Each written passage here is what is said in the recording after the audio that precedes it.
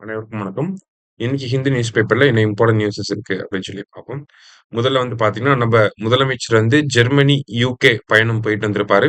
So அந்த பயணத்தோடைய முக்கியமான அம்சங்கள இந்த இடத்துல குடுத்திருந்தாங்க. ஜஸ்ட் பேசிக்கா என்னலாம் தெரிஞ்சுக்கணுமோ அத மட்டும் தெரிஞ்சுப்போம். கிட்டத்தட்ட 33 எம்ஓயு சைன் பண்ணியிருக்காரு. சரிங்களா?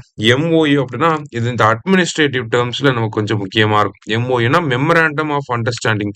தமிழ்ல புரிந்துணர்வு ஒப்பந்தம் அப்படின்னு சொல்லுவோம். சரிங்களா? 33 புரிந்துணர்வு ஒப்பந்தங்கள் கையெழுத்திட்டு இருக்காங்க. அதுல 26 ஒப்பந்தங்கள் ஜெர்மனிலயும், 7 யுகேலயும் கையெழுத்திட்டு இருந்தாங்க. சரியா? இதனால தமிழகத்துக்கு எவ்வளவு கோடி முதலீடுகள் வரப்போகுது அப்படின்னு சொல்லி பார்த்தீங்கன்னா, 15,516 கோடி அளவுக்கு முதலீடுகள் வரப்போகுது. இதனால கிட்டத்தட்ட 17,613 பேருக்கு வேலை வாய்ப்புகள் உருவாக்கப்படும் அப்படிங்கிறத நம்ம முதலமைச்சர் சொல்லியிருந்தார். சரிங்களா? அத தாண்டி பார்க்கிறப்ப வேற என்ன நடந்துச்சு அப்படின்னா, நம்ம முதலமைச்சர் ஆக்ஸ்போர்ட் பல்கலைக்கழகம் போயிருந்தாரு. அங்க சுயமரியாதை இயக்கம் பத்தின ஒரு நிகழ்ச்சியில ஒரு முக்கியமான உரையாற்றி இருப்பாரு. சரிங்களா? ஏன்னா சுயமரியாதை இயக்கம் அப்படிங்கிறது 1925 இப்ப 2025 அப்படின்னு சொல்லி பார்க்கிறப்ப 100 வருடங்கள் 100 years of self respect movement அப்படின்னு சொல்லி சொல்றோம். ஸோ அப்ப அது ரிலேட்டடான ஒரு உரை நிகழ்த்தி இருப்பார். சரிங்களா? 100 years of self respect movement அப்படின்னு சொல்லி. அத தாண்டி பார்த்தீங்க அப்படின்னா, நமக்கு பெரியாருடைய உருவப்படம் ஓகேங்களா? போர்ட்ரெய்ட் அப்படின்னு சொல்லுவோம். ஓகேவா? இந்த பெரியாருடைய உருவப்படம் அப்படிங்கிறது ஆக்ஸ்போர்ட் யுனிவர்சிட்டியில ஆ திறந்து வச்சிருப்பாரு. இந்த ஒரு நிகழ்வும் நடந்திருக்கும். சரிங்களா? இதெல்லாம் முக்கியமா என்னெல்லாம் பண்ணாரு அப்படிங்கிறது. சரியா? இதுல நமக்கு இந்த பெரியார் படத்த எந்த யுனிவர்சிட்டியில ஓப்பன் பண்ணாங்க அப்படிங்கிறத கண்டிப்பா கேட்கறதுக்கு வாய்ப்புகள் இருக்கு. அடுத்ததா பார்த்தீங்கன்னா, Kerala's maternal mortality ratio rises steeply from 18 to 30 அப்படின்னு சொல்லி குடுத்திருக்காங்க. ஸோ இந்தியாவிலேயே பெஸ்ட் ஹெல்த் கேர் இன்ஃப்ராஸ்ட்ரக்சர் இருக்கக்கூடிய மாநிலம்னா நம்ம கேரளாவ சொல்லுவோம். சரிங்களா? ஆனா அவங்கள பொறுத்தவரைக்கும் பார்த்தீங்கன்னா, எம்எம்ஆர் அப்படிங்கிறது எவ்வளோ இப்ப 2014, 16ல பார்த்தீங்கன்னா 46 அப்படிங்கிற ரேட்ல இருந்திருக்கு. அதுக்கப்புறமா 2022 அந்த காலகட்டத்தில 18ஆ குறைச்சிருக்காங்க. 46லிருந்து 18ஆ குறைச்சிருக்காங்க. ஆனா இப்ப மறுபடியும் இன்கிரீஸ் ஆக ஆரம்பிச்சிருக்கு அப்படின்னு சொல்லி குடுத்திருக்காங்க. சரியா? அப்ப கேரளா அப்ப எல்லா ஸ்டேட்டுமே பார்த்தீங்கன்னா, ஒரு கட்டத்தில இந்த மாரி கிராஃப் டிக்ளைன் ஆகும். லோவஸ்ட் பாயிண்ட் போனதுக்கு அப்புறமா மறுபடியும் இன்கிரீஸ் ஆகுமா? அப்படிங்கிறத தான் நம்ம இந்த இடத்துல பார்க்க போறோம். தமிழ்நாடுமே பொதுவா பார்த்தீங்கன்னா, எம்எம்ஆர கம்மி பண்ணிட்டே வரும். நம்மளோடது அரவுண்ட் 37 அந்த ரேஞ்ச்ல இருக்கு. ஓகேவா? இப்ப நம்ம கொஞ்சம் கொஞ்சமா கம்மி பண்ணிட்டே வந்துகிட்டு இருக்கோம். நம்மளோட கிராஃப்புமே மறுபடியும் பீக் ஆகுமா? இன்கிரீஸ் ஆகுமா? அப்படிங்கிறத இந்த இடத்துல நம்ம தெரிஞ்சுக்கணும். ஓகே.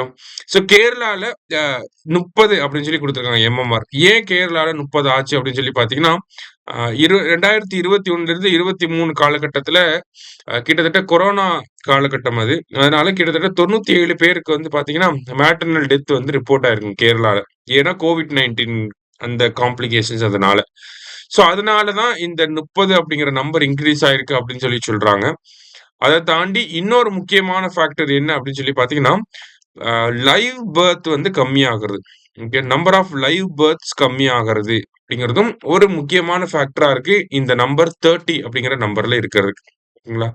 அதாவது புதுசா பிறக்கக்கூடிய குழந்தைகளின் எண்ணிக்கை அப்படிங்கிறது கேரளால கம்மியாயிட்டே வருது. அதனாலயும் என்ன ஆகுதுன்னா, எம்எம்ஆர் அதிகமாகுது அப்படின்னு சொல்லி சொல்றாங்க.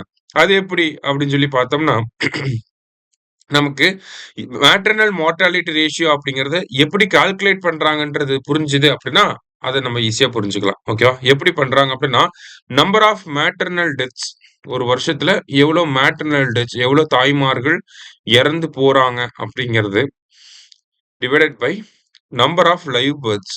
ஓகேவா? Number of live birth. ஓகேவா? இப்படிதான் நமக்கு எம்எம்ஆர கால்குலேட் பண்றாங்க. சரியா? Number of maternal death divided by number of live birth. ஓகேவா? இப்ப maternal death okay. Number of live births கம்மியாயிட்டே இருக்கு அப்படிங்கிறப்ப, இப்ப 10 இருக்கும். அதுக்கப்புறம் 8 இருக்கும். அதுக்கப்புறம் 5ன்னு இருக்கு அப்படிங்கிறப்ப, இந்த டினாமினேட்டர் டிக்ரீஸ் ஆயிட்டே வருது.